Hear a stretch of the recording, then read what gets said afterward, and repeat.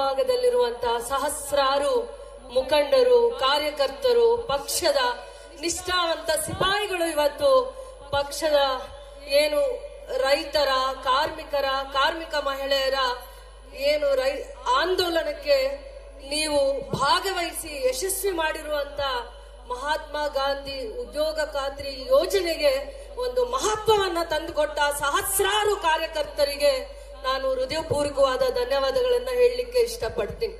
ಕೋಲಾರ ಜಿಲ್ಲೆ ಆಗಿರ್ಬೋದು, ಚಿಕ್ಕಬಳ್ಳಾಪುರ ಜಿಲ್ಲೆ, ಅವಿಭಾಜ್ಯ ಜಿಲ್ಲೆಗಳು ಎರಡೂ ಕೂಡ ಹಿಂದೆ ಬಹಳ ಗತವೈಭವನ್ನ ಕಂಡಿರುವಂತ ದಿನ. ಬಹಳ ಜನ ಕ್ರಾಂತಿಕಾರಿ ಹೆಜ್ಜೆಯನ್ನ ಇಟ್ಟಿರುವಂತ ಕ್ರಾಂತಿಕಾರ ವೀರರು, ಸ್ವತಂತ್ರ ಹೋರಾಟಗಾರರು, ರೈತ ಪರವಾಗಿ ಸಂಘಟನೆಯನ್ನ ಮಾಡಿರುವಂತ ನಾಯಕರು, ಕಾರ್ಮಿಕರಿಗಾಗಿ ತಮ್ಮ ಧ್ವನಿಯಾಗಿ ನಿಂತ ಎಷ್ಟೋ ಮಹನೀಯರು ಕೋಲಾರ ಜಿಲ್ಲೆ ಮತ್ತೆ ಚಿಕ್ಕಬಳ್ಳಾಪುರ ಜಿಲ್ಲೆಯಲ್ಲಿ ಆ ಮಣ್ಣಲ್ಲಿ ಹುಟ್ಟಿರುವಂತ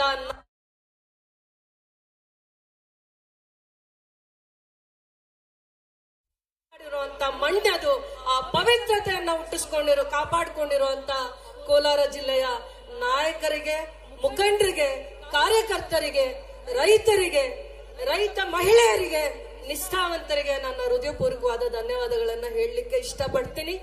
ಏನು ನಾವಿವತ್ತು ಸಂಗ್ರಾಮ ಮಹಾತ್ಮ ಗಾಂಧೀಜಿಯವರ ಉದ್ಯೋಗ ಖಾತ್ರಿ ಯೋಜನೆಯ ಏನು ಯಾವ ಮಹತ್ವದ ಕಡೆ ಹೆಜ್ಜೆ ಇಡ್ತಾ ಇತ್ತು. ಸ್ವತಂತ್ರ ಬಂದ ನಂತರ ಮನಮೋಹನ್ ಸಿಂಗ್ ಅವರು ಜಾರಿಗೆ ತಂದಂತ ಮಹತ್ವಾಕಾಂಕ್ಷಿ ಯೋಜನೆ ಇದು.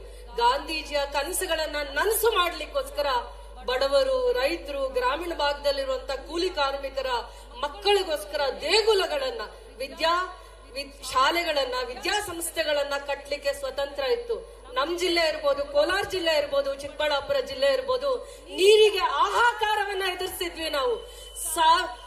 ನಾವು ನೂರಾರು ವರ್ಷಗಳ ಕಾಲ ನಮ್ಗೆ ಕುಡಿಯೋ ನೀರಿಗೆ ನಾವು ಕಷ್ಟ ಅನುಭವಿಸಿರುವಂತ ಜನ, ನದಿ ಮೂಲ ಇಲ್ಲದೆ ಇರುವಂತ ಜನಕ್ಕೆ ಕೆರೆ, ಕಟ್ಟೆ, ಬಾವಿಗಳನ್ನ ಅಗಿಲಿಕ್ಕೆ ಮನ್ರೇಗಾ ಅಲ್ಲಿ ಆ ಯೋಜನೆಯಲ್ಲಿ ಬಹಳ ಅವಕಾಶ ಇತ್ತು. ಅಂತ ಮಹತ್ವಾಕಾಂಕ್ಷಿ ಯೋಜನೆಯನ್ನ ಯಾವ ರೀತಿ ಕೇಂದ್ರ ಸರ್ಕಾರ ಅದನ್ನ ಮೊಟಕುಗೊಳಿಸ್ತಾ ಇದೆ ಅಂತಂದ್ರೆ ಅದರ ಶಕ್ತಿಯನ್ನ ಕ್ಷೀಣಿಸುವಂತ ಯೋಜನೆಗಳನ್ನ ತರುವಂತದ್ರಲ್ಲಿ ಪ್ರಯತ್ನ ಮಾಡ್ತಾ ಇದೆ.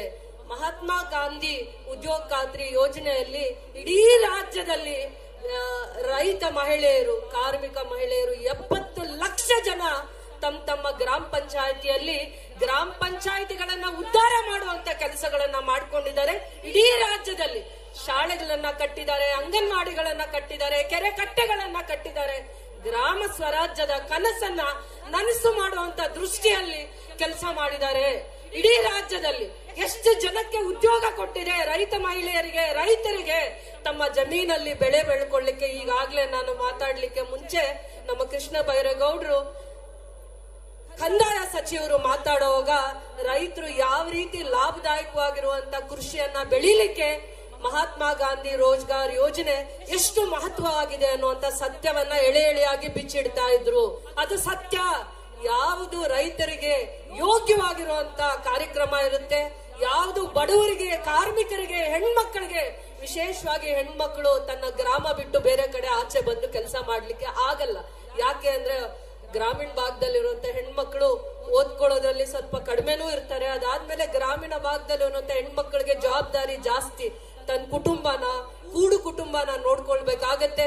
ಮಕ್ಕಳಿಗೆ ಮತ್ತೆ ತಂದೆ ತಾಯಿಗೆ, ತನ್ನ ಅವಲಂಬಿತರಾಗಿರೋರ್ನೆಲ್ಲ ನೋಡ್ಕೊಳ್ಳುವಂತ ಜವಾಬ್ದಾರಿ ಜಾಸ್ತಿ ಇರುತ್ತೆ.